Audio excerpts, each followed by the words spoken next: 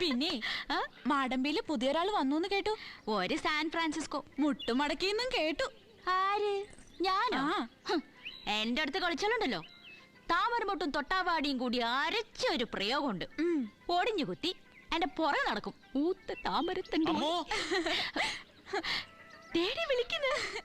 Panimathi Mukhi പാലേ.